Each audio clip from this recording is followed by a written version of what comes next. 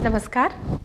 उत्तर क्षेत्र सांस्कृतिक केंद्र पटियाला, संस्कृति मंत्रालय, भारत सरकार एवं संस्कार भारती चंडीगढ़ इकाई के सौजन्य से आज हम आपके समक्ष एक कवित्री सम्मेलन लेकर प्रस्तुत हुए हैं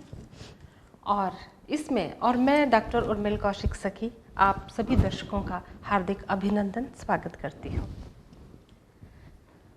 मेरे समक्ष आज दो कवित्री हैं और मेरे बाईं ओर बैठी हैं रजनी बजाज जी। आप बहुत अच्छी कवित्री तो हैं ही, साथ ही आप एक रंगमंच का जाना माना नाम है और इसके अलावा आप एक प्रोफेशन से आप एक अध्यापिका हैं और इसके अलावा आजकल आप फिल्मों में भी खूब सक्रिय हैं। मेरे बाईं ओर बैठी हैं नेहा अरोड़ा जी। आप एक सामाजिक कार्यकर्ता हैं। गरीब व बेसहारा लोगों की हर संभव मदद करना, समाज सेवा करना तो आपने अपना जीवन बना ही लिया है, हमें सब खबर है। लेकिन मुझे ये भी मालूम है कि आने वाले समय में आप एक बहुत अच्छी किताब आपकी तैयार है, काव्य संग्रह लेकर, मतलब यहाँ थोड़ा मेरे बाईं ओर बैठी हैं नेहा अरोड़ा जी। आप एक समाज सेविका हैं। रुको, मेरे बाईं ओर बैठी हैं नेहा अरोड़ा जी। आप एक समाज सेविका हैं। गरीब व बेसहारा लोगों के लिए हर पल तत्पर रहना, आप अपना कर्तव्य बहुत अच्छे से निभा रही हैं और इन दिनों आप साहित्य में भी खूब नाम कमा रही हैं। आपका भी बहुत बहुत स्वागत है। धन्यवाद। तो कार्यक्रम का आगाज़ करते हैं नेहा जी आपसे कि आपका कविता रचना पाठ के लिए आपका बहुत बहुत स्वागत है जी। धन्यवाद उर्मिल जी। मेरी प्रथम रचना है जिंदगी कीमती है या मौत। जिंदगी कीमती है या मौत, सोच सोच दिल डरता है। अर्थी जलाने से पहले भी जब बजट बनाना पड़ता है। क्या बात है, बहुत धन्यवाद। बहुत जिंदगी कीमती है या मौत, सोच सोच दिल डरता है। अर्थी जलाने से पहले भी जब बजट बनाना पड़ता है। कल की ही मानो ये बात थी, कल की ही मानो ये बात थी, जब था मेरा जन्म हुआ। माँ ने बताया मुझे रोकर, प्रसव का दर्द था ज्यादा हुआ। काटना पड़ा था पेट को, काटना पड़ा था पेट को। डॉक्टर ने माँ को ये बतलाया था, इसीलिए अस्पताल का बिल जरा ज्यादा सा आया था। क्या बात, बहुत खूब। बिल को भरने की खातिर माँ ने सोने का कंगन था बेच दिया। कहती रही माँ मुझे हमेशा, तू महंगे में पैदा हुआ। क्या बात। पता चल गई अपनी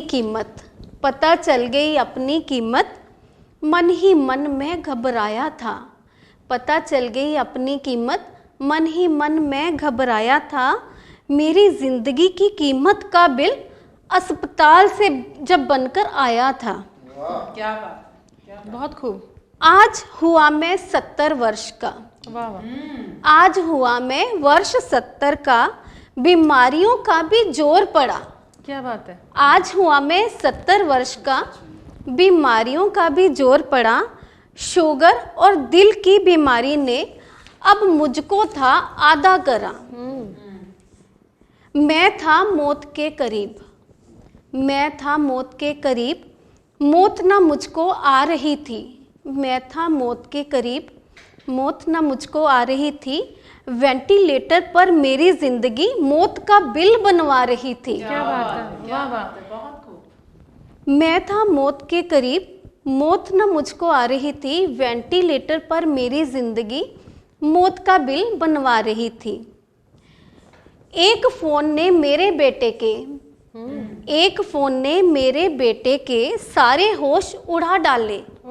एक फोन ने मेरे बेटे के सारे होश उड़ा डाले।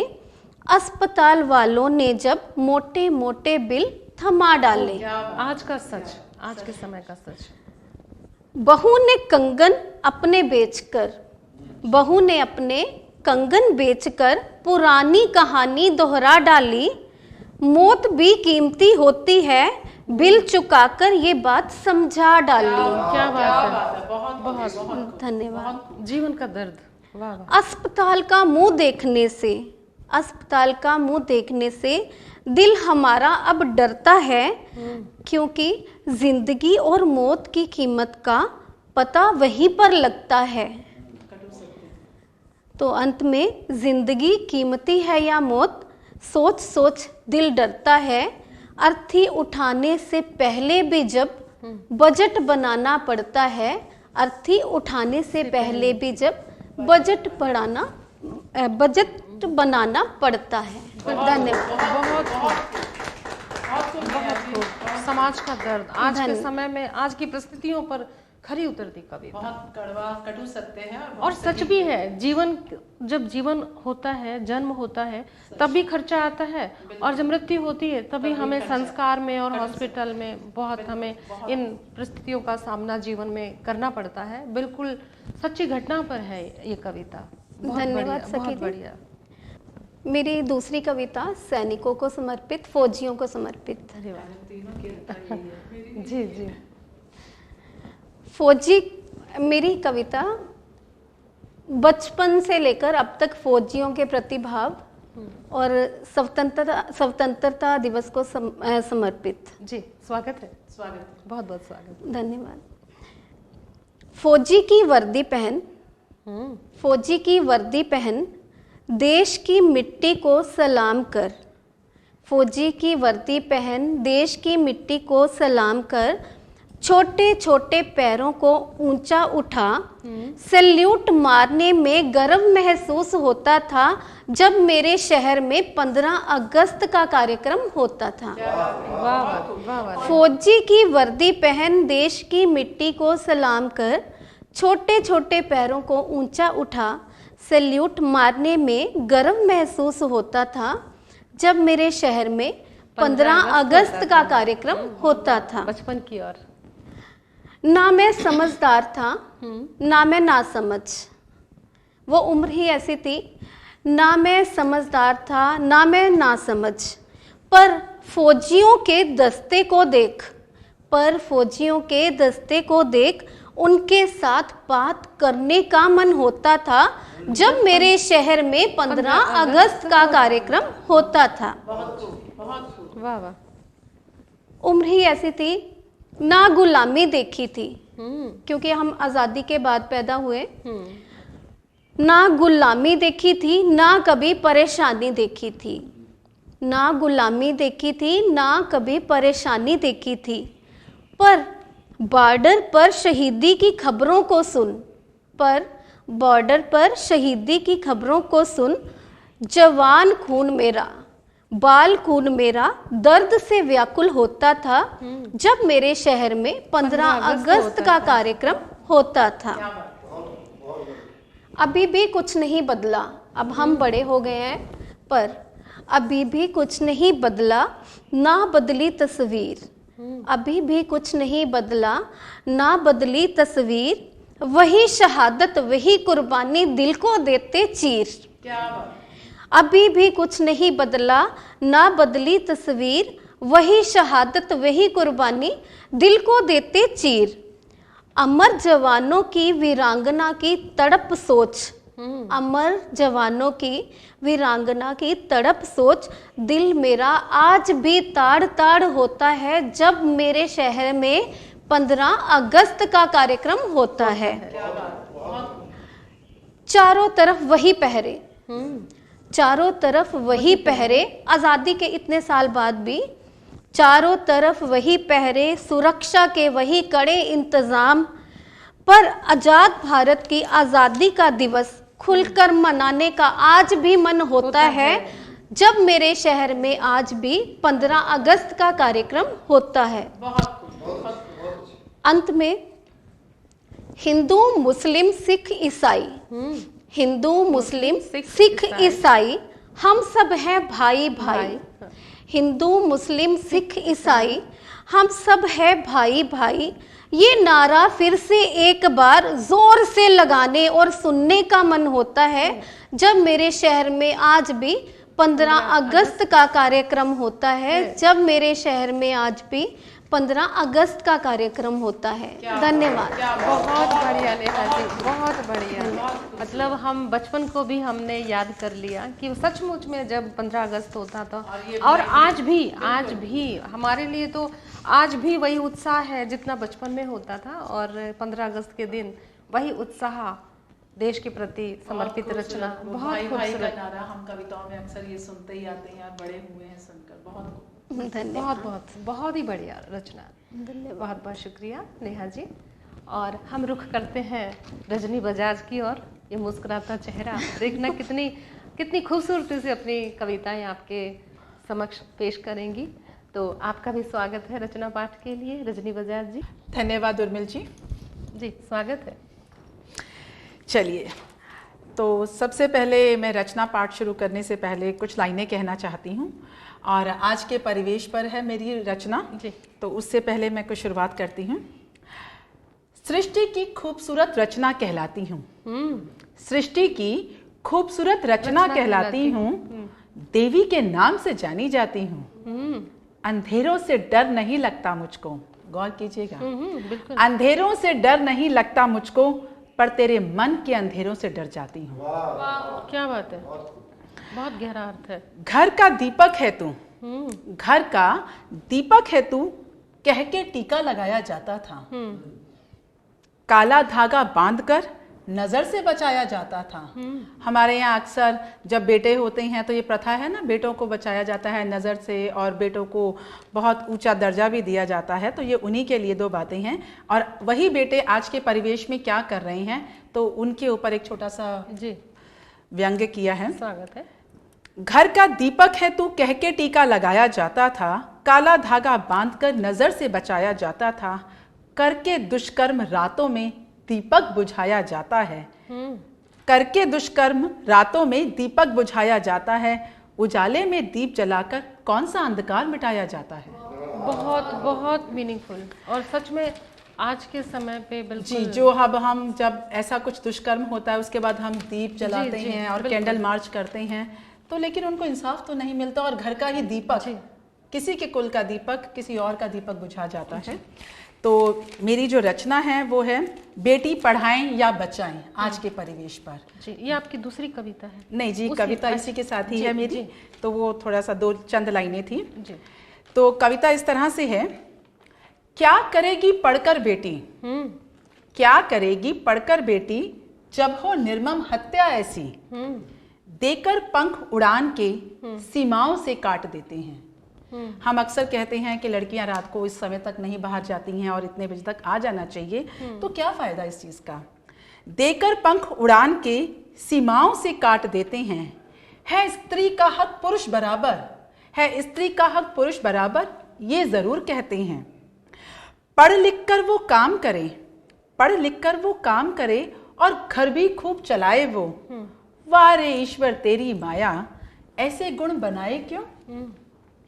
पढ़ लिख कर कर्तव्य निभाए, पढ़ लिख कर कर्तव्य निभाए, अधिकारों की बात ना हो। ऐसी शिक्षा कहाँ से पाएं जहां औरत का बलात्कार ना हो। खूब चलाया अभियानों में, खूब चलाया अभियानों में, बेटी है अभिशाप नहीं। ऐसे हालातों में तो बेटी का होना पाप है भाई। छोड़ दो सब देवी पूजन, छोड़ दो सब देवी पूजन, जब मन में सत्कार नहीं। क्या करेगी शिक्षा ऐसी जहां कर्तव्य है अधिकार नहीं। क्या करेगी शिक्षा ऐसी जहां कर्तव्य है अधिकार नहीं। धन्यवाद। अब दूसरी मेरी जो कविता है वो थोड़ा देशभक्ति से उत्प्रोत है। जी, बहुत बहुत स्वागत है। तो कविता शुरू करने से पहले मैं शेर कहना चाहती हूँ। जी। जोश जुनून रखती हूँ, जोश जुनून रखती हूँ, पंखों में आसमान रखती हूँ। क्या बात है। नहीं रखती ख्वाबों में, मैं तो दिल में हिंदुस्तान रखती हूँ। क्या बात है, क्या बात है। धन्यवाद जी। हकीकत से है पहचान मेरी, हकीकत से है पहचान मेरी, हथेली पर जान रखती हूँ। जब भी हो देश को जरूरत, जब भी हो देश को जरूरत, खून के सौदे में विश्वास रखती हूँ। क्या बात है। और एक आखिरी कलम की तरफ से, कलम कहती है जिससे हम लिखते हैं शायर लोग, कलम कहती है, कलम ने कहा हमसे, कलम ने कहा हम ही से लिखते हो, कलम ने कहा हम ही से लिखते हो, हमारी भी लिख दो। क्या बात है। कलम ने कहा हम ही से लिखते हो, हमारी भी लिख दो, अमन की स्याही से जर्रे जर्रे पर हिंदुस्तान लिख दो। क्या बात है, क्या बात है।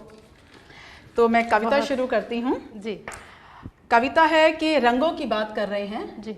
हमारे खूबसूरत तिरंगे में 3 रंग हैं और हर एक का अपना एक महत्व है और किसको क्या भाता है और किस नज़र से जाता है ये हर उस शायर पर और लिखने वाले पर है।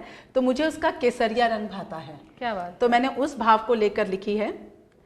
थोड़ा तरन्नुम में कोशिश करती हूँ जी।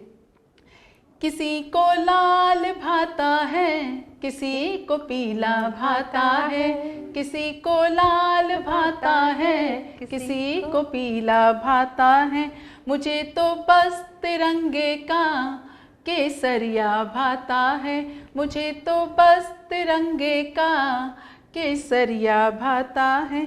जवानों के लहू से जिसको सींचा है, जवानों के लहू से जिसको सींचा है, रहे ये शान मस्तानी भारतवासी गाता है, रहे ये शान मस्तानी भारतवासी गाता है।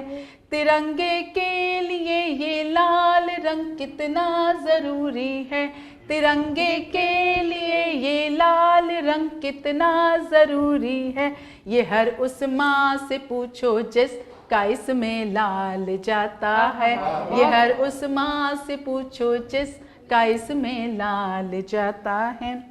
जब ये फौजी लोग भाई जवान चले जाते हैं तो उनके पीछे कुछ अधूरे वादे और कस्में रह जाती हैं, उन रिश्तों के ऊपर बात है। बहन के धागों की कीमत अधूरी छोड़ जाता है, किसी के मांग का वो रंग कैसे छूट जाता है, तिरंगे में सिमट के तेरा यूं घर लौट आ जाना, तिरंगे में सिमट के तेरा यूं घर लौट आ जाना, करोड़ों आंसुओं में तू ही बस तू बहता जाता है, करोड़ों आंसुओं में तू ही बस तू बहता जाता है। और अब जैसे सीमा पर हमारे यहाँ हालात चल रहे हैं और उसके बाद हमने एक मुहिम चलाई थी बीच में चीनियों के सामान के बहिष्कार की, तो उसको लेकर कुछ लाइनें इसमें लिखी हैं। बहिष्कार चीनियों की वस्तुओं का कर दिखाएंगे, बहिष्कार चीनियों की वस्तुओं का कर दिखाएंगे, बने राजा ये इनको रंग अब हम बनाएंगे, बने जो राजा ये इनको रंग हम बनाएंगे, चुकाएंगे लहू तेरे की हर एक बूंद की कीमत, चुकाएंगे लहू तेरे की हर एक बूंद की कीमत, अभी तो रण और परिणाम दोनों होना बाकी है, अभी तो रण और परिणाम दोनों होना बाकी है, किसी को लाल भाता है, किसी को पीला भाता है, मुझे तो बस तिरंगे का केसरिया भाता है।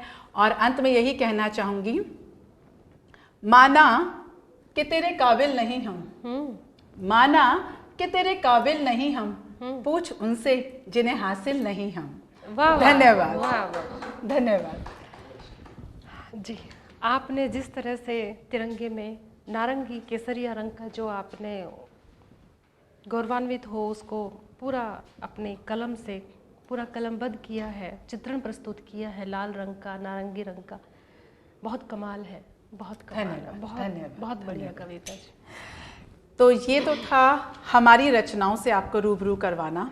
और अभी तक जो मंच का संचालन कर रही थी डॉक्टर उर्मिल कौशिक, मैं उनसे आपको अब रूबरू करवाना चाहती हूँ। ये एक खूबसूरत महिला होने के साथ साथ खूबसूरत लिखती भी हैं और ये सभी विधाओं में लिखती हैं, कविताएं, रचना, नॉवल, सभी विधाओं में लिखती हैं। और अभी हाल ही में इन्होंने एक नॉवल लिखा था बहुत खूबसूरत सा, सैल्यूट, और उस पर एक पिक्चर भी बनी थी। तो ये साहित्यकार होने के साथ साथ फिल्मों में भी सक्रिय हैं, अभिनय भी करती हैं और लिखती भी हैं।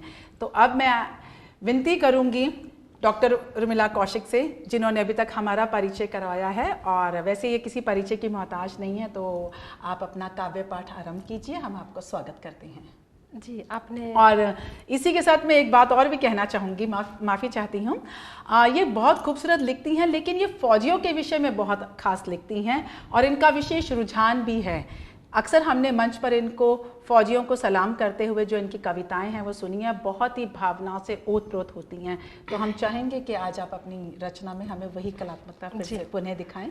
बहुत बहुत शुक्रिया रजनी जी। आपने जो बात कही कि फौजियों के ऊपर लिखती हूँ, इसका एक सीधा सीधा खास कारण वजह तो एक ही है कि जब मैंने दुनिया में आंखें खोली पहली बार, तो मैं एक फ़ौजी की गोद में थी, पिता आर्मी में थे। क्या बात है। और जब यौवन की दहलीज पर कदम रखा तो धड़कते दिल ने एक फ़ौजी का ही सीना पाया। क्या बात है, क्या बात है, बहुत खूब। गले लगने के लिए तो विवाह भी एक बीएसएफ के सैनिक से हुआ। बहुत खूब। तो इसलिए उस जीवन को जिया है, बचपन से लेके अभी तक उस जीवन को जिया है, उन हालातों को देखा है किस तरह से एक फ़ौजी का जीवन होता है। जी जी। और बहुत करीब से उस जीवन को भी जिया है। बहुत खूब। तभी हम और झलक उस परिवेश को उस परिवेश को बहुत अच्छे से जिया है। और आज भी मैं जो कविता आपके समक्ष लेकर आई हूँ, उसका शीर्षक भी फौजी की चिट्ठी है। क्या बात है, स्वागत है जी, स्वागत है जी।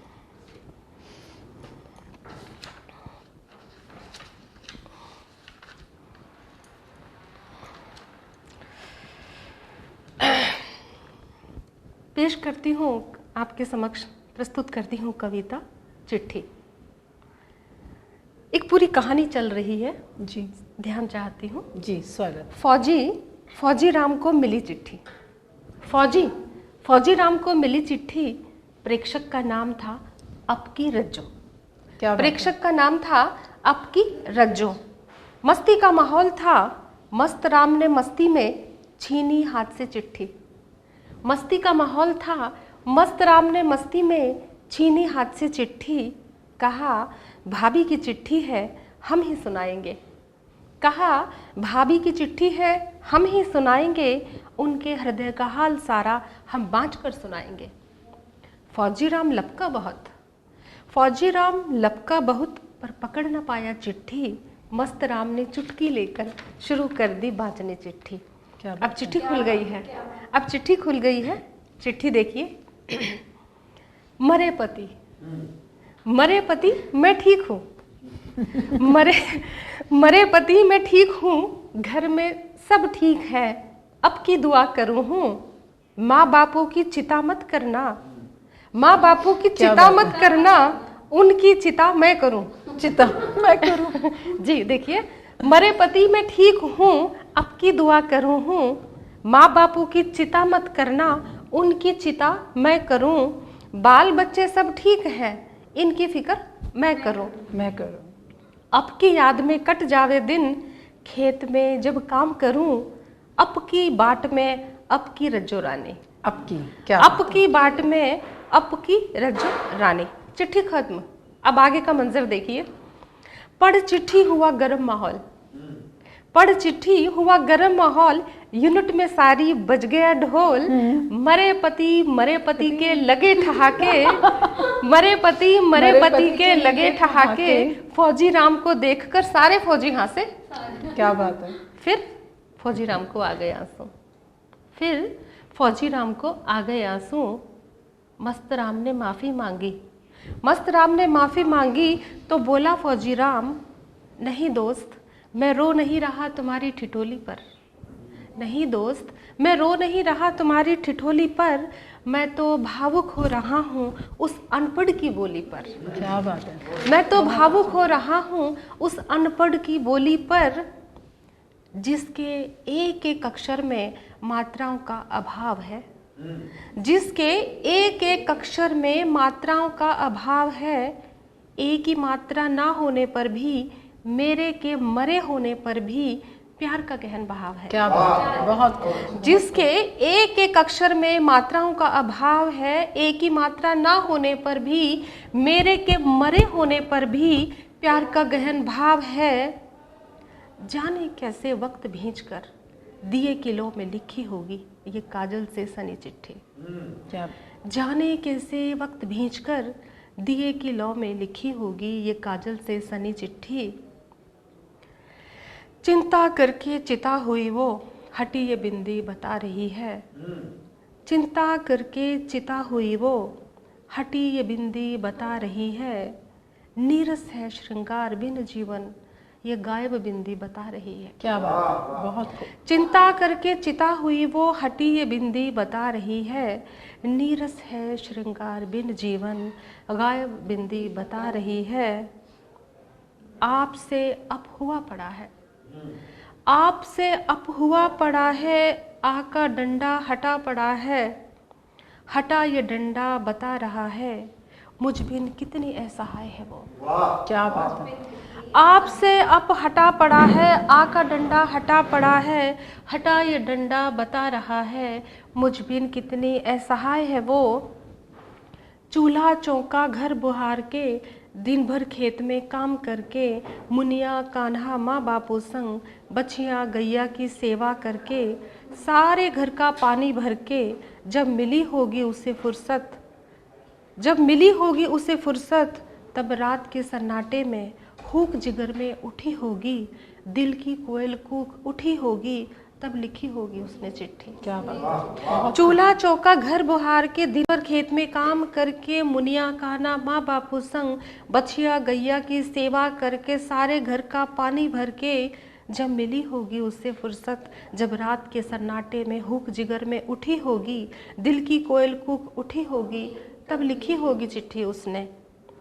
फौजी राम ने अक्षरों को जब गौर से देखा तो वह पुनः भावुक हो उठा और उसका दिल बोल उठा। उसका दिल क्या बोल उठा, देखिए, ध्यान चाहती हूँ। अक्षर, अक्षर जो एक दूजे संग कमर टिकाए पड़े हैं। अक्षर जो एक दूजे संग कमर टिकाए पड़े हैं।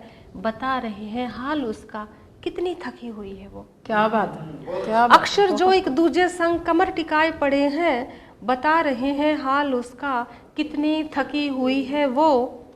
उस अनपढ़ की चिट्ठी से मैं स्वयं हैरान हूँ। उस अनपढ़ की चिट्ठी से मैं स्वयं हैरान हूँ। कैसे सीखे होंगे शब्द, बड़ी मुश्किल से समझा होगा। उस अनपढ़ की चिट्ठी से मैं स्वयं हैरान हूँ। कैसे सीखे होंगे शब्द, बड़ी मुश्किल से समझा होगा। एक अनपढ़ के लिए मक्कड़ जाल से कम नहीं होते शब्द। क्या बात। एक अनपढ़ के लिए मक्कड़ जाल से कम नहीं होते शब्द। वह फौजी राम गौरवान्वित हो बोला, मैं आज अपनी अनपढ़ बीवी की पहली चिट्ठी पाकर बहुत खुश हूँ। क्या बात है। मैं आज अपनी अनपढ़ बीवी की पहली चिट्ठी पाकर बहुत खुश हूँ।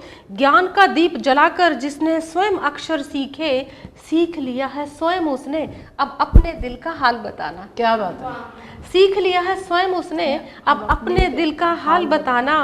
मेरे दोस्त, फौजी की बीवी का जीवन, फौजी राम ने कहा दोस्तों से कि मेरे दोस्त, फौजी की बीवी का जीवन मोर्चे से कहाँ कम होता है।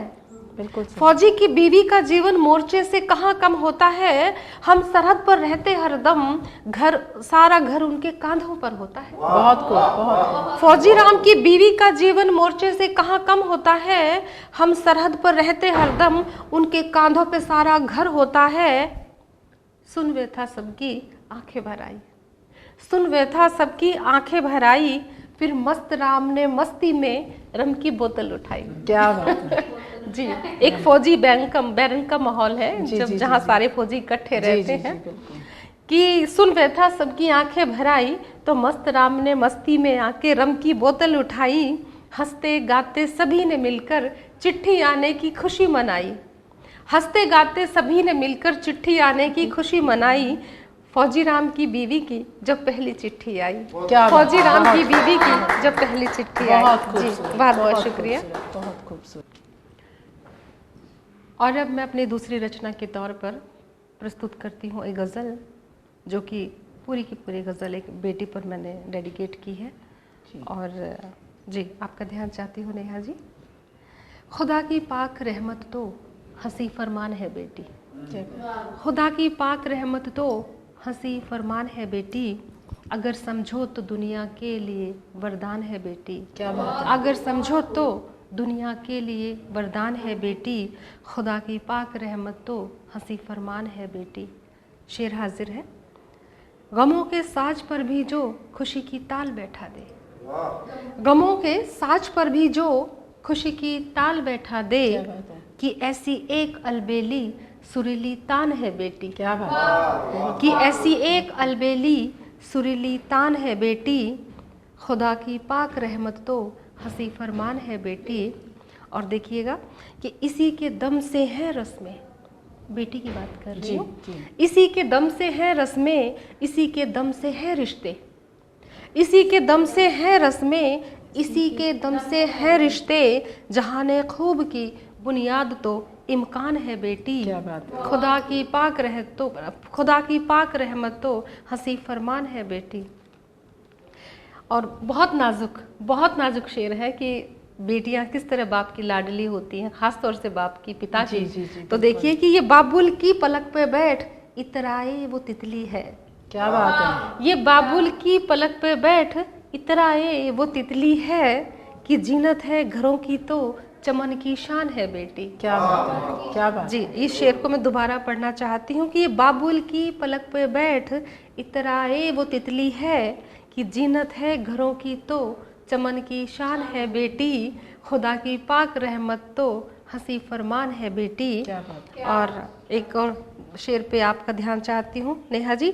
नज़ाकत है, नफासत है, इबादत है, अदा भी है। क्या बात है। बेटियों की बात कर रही जी, हूँ जी, जी। कि नफासत है, नज़ाकत है, इबादत है, अदा भी है, खुदा की खूबसूरत नज्म का उन्वान है बेटी। खुदा की खूबसूरत नज्म का उन्वान है बेटी, खुदा की पाक रहमत तो हंसी फरमान है बेटी, कि समझो तो दुनिया के लिए वरदान है बेटी। और देखिए शेर पे ध्यान चाहती हूँ आप सभी का कि सभी रखें गरज इससे, किसी को ये किसी को वो, सभी रखें गरज इससे, किसी को ये किसी को वो, कि अपनों के तगाजों से सजा गुलदान है बेटी। क्या बात है। क्या बात है। सभी रखें गरज इससे, किसी को ये किसी को वो, कि अपनों के तगाजों से सजा गुलदान है बेटी, खुदा की पाक रहमत तो हंसी फरमान है बेटी। और देखो, बने दुख दर्द की साथी नेहा जी, बने दुख दर्द की साथी, बढ़ाए हौसला सबका। बहुत खूब। बने दुख दर्द की साथी, बढ़ाए हौसला सबका, न चाहे कुछ भी बदले में, न चाहे कुछ भी बदले में, ये कुल की आन है बेटी। क्या बात। ये कुल की आन है बेटी। क्या बात। ये कुल की आन है बेटी। और अकीदत है किसी की ये, किसी के लिए तो पूजनीय है जी। अकीदत है किसी की ये, तो कोई बोझ भी समझे। अकीदत है किसी की ये, तो कोई बोझ भी समझे, यहाँ इंसान के ईमान की पहचान है बेटी। यहाँ इंसान के ईमान की पहचान है बेटी, खुदा की पाक रहमत तो हंसी फरमान है बेटी, अगर समझो तो दुनिया के लिए वरदान है बेटी। और मक्ता हाजिर है नेहा जी। पराई जानकर इसको सखी जो कहर ढाते हैं। क्या बात है। पराई जानकर इसको सखी जो कहर ढाते हैं, ना भूले वे किसी की जान तो ईमान है बेटी। क्या बात। ना भूले वे किसी की जान तो ईमान है बेटी, खुदा की पाक रहमत तो हंसी फरमान है बेटी, अगर समझो तो दुनिया के लिए वरदान है बेटी, अगर समझो तो दुनिया के लिए वरदान है बेटी। बहुत बहुत बहुत शुक्रिया। और अब मैं डॉक्टर उर्मिल कौशिक सखी, उत्तर क्षेत्र सांस्कृतिक केंद्र, फिर से हाँ। और अब मैं डॉक्टर उर्मिल कौशिक, नहीं रुको ध्यान ना उससे उतर गया ट्रैक से। अब मैं करूँ कि और कार्यक्रम के अंत में मैं बोल दूँ। हाँ,